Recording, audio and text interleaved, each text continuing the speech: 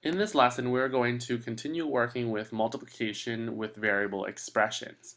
For today's objective, students will be able to multiply binomials with binomials using the area model method.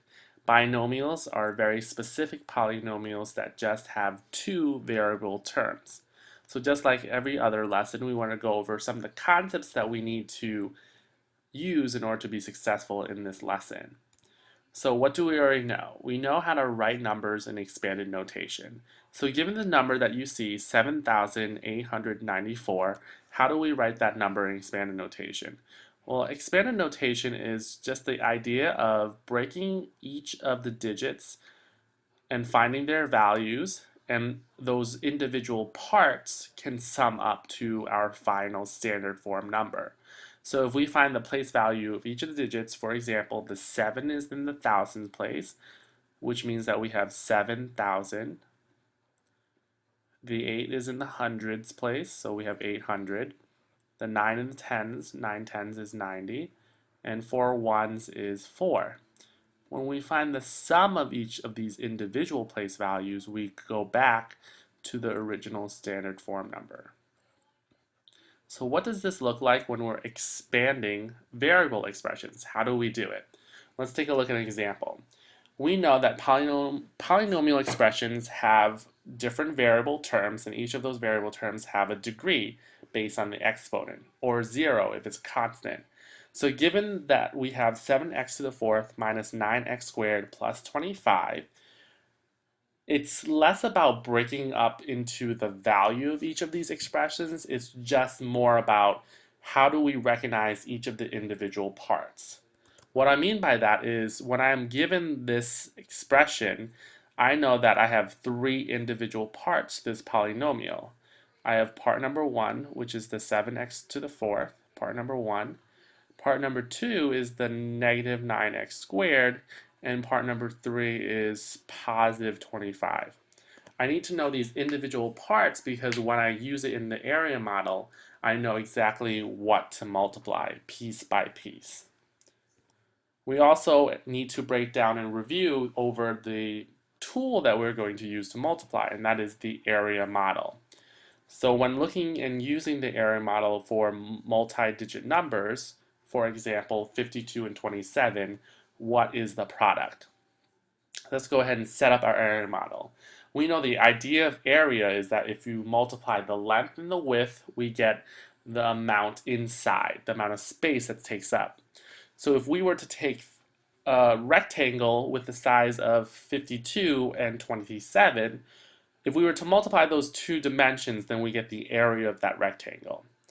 But to simply multiply this in our heads, we can go ahead and break down each of these multi-digit numbers into their expanded form and find partial products that we can add together.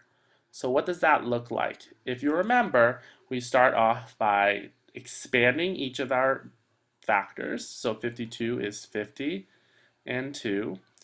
And then 27 is going to be 20 and 7. And if we were to find the partial products by multiplying each of the lengths and widths based on our diagram, based on our model, we can then find the sum of each of these partial products and to get our final answer. So I've gotten each of these partial products by multiplying the lengths and widths of each individual rectangle inside the larger rectangle. And once I've done that, I can finish off by finding the sum of each of those values. So 1,000 plus 350 plus 40 plus 14. Notice how I'm making sure that I align each digit in the correct place in order to have the correct answer. So here's a 4, a 0, carry the 1. 1 plus 3 is 4. And that lonely 1,000. So my answer to 52 times 27 is 1,404. This concept is very similar if we were to break apart polynomial expressions, or in this case binomials, based on their terms. So we're now going to multiply binomials with the same variables using that area model. What I mean with same variables is we're looking at x's in both of our terms. So what does that question equal 3x squared plus 9 and 2x minus 4. So we need to recognize the different parts of each of these binomials.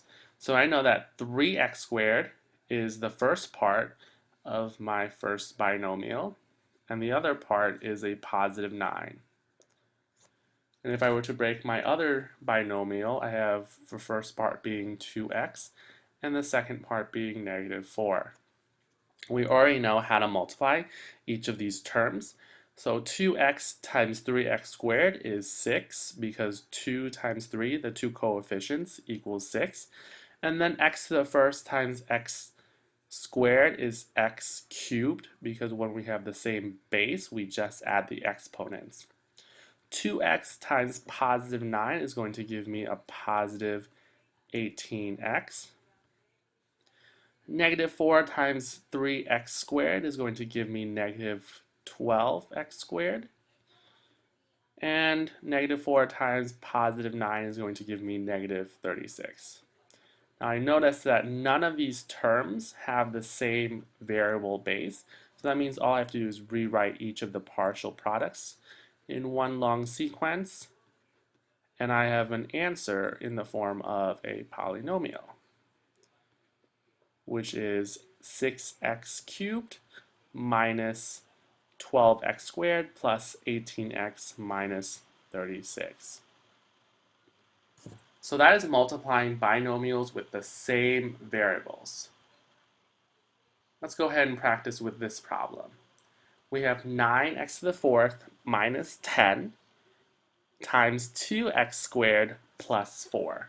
I'm going to help you set up this problem, and I want you to solve it on your own. So we have 9x to the fourth is the first part, negative 10, then I have 2x squared, and positive 4.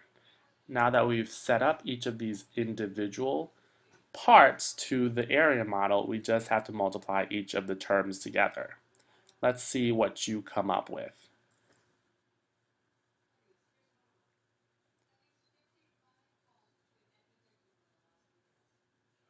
Let's move on to a different type of problem. What if we multiply binomials with different variables using the area model?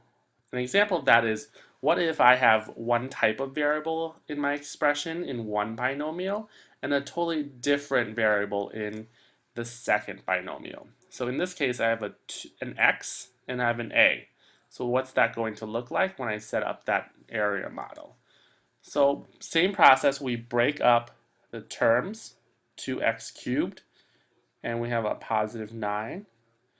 5a is the first part, negative 6 is the second part.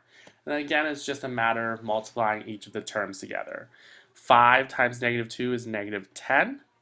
I don't have any x's, I don't have any a's, so I'm just going to rewrite a x cubed. 5a plus times positive 9 is going to give me a positive 45a. A negative 6 times a negative 2 is a positive 12. And then there's the x cubed. And a negative 6 and a positive 9 gives me a negative 54. And since I have no terms that are alike again, all I have to do is write the partial products in a long polynomial sequence. Plus 12x cubed plus 45a minus 54. Good, now it's your turn to practice with this problem. I have a negative 4x cubed minus 2 times the quantity negative a squared plus 8. Here is your area model. Let's see if you can set it up and find the answer to this problem.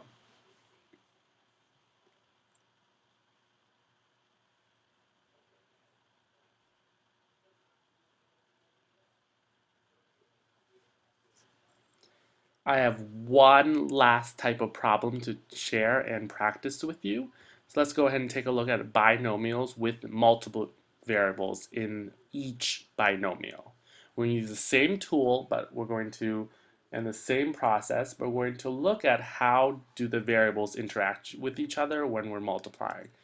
So let's look at this complicated looking problem, which is actually going to be super simple when we set it up. 6k cubed minus 8p minus 3k times negative 3k plus 6p squared. So when we set that up, notice that we have k's and p's in both binomials, but we can still solve them by using this area model. So let's set it up by breaking them into each of the parts. 6k squared is k cubed, negative 8p, negative 3k, and a positive 6p squared.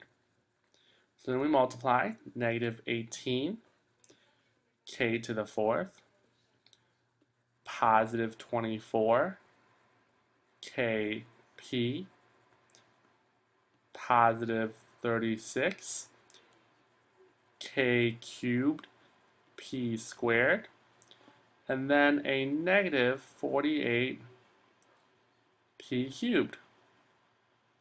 None of these terms are the same, so we just write them in a long sequence. Negative 18 k to the fourth plus 36 k cubed p squared plus 24 kp minus 48 p cubed.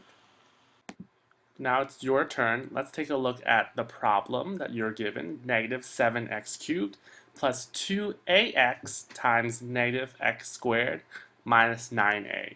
I know this looks a little tricky, but I can confident that you can totally do it if you set up your area model correctly and just multiply the terms together.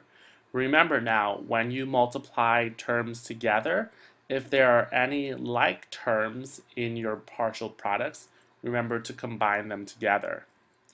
And I want to throw a different challenge. What happens if you don't have a binomial with a binomial? What happens if you have a polynomial with a binomial? My hint to you is to think about, is my box going to be as wide as what we've been working with for two binomials? Use that concept to go ahead and try to solve this challenge. Good luck!